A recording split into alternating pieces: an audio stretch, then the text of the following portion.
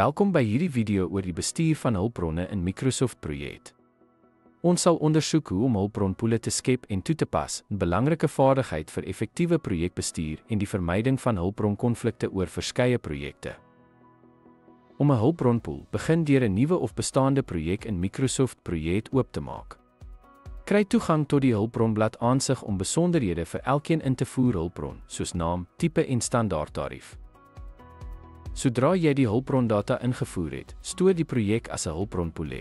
Hierdie layer sal jou hulpbroninligting sentraliseer, wat dit makliker maak om bestuur hulpbronne oor verskillende projekte. Koppel die hulpbronpool vir projekte behels die oopmaak van individuele projeklayers en die gebruik van die deel hulpbronne opsie.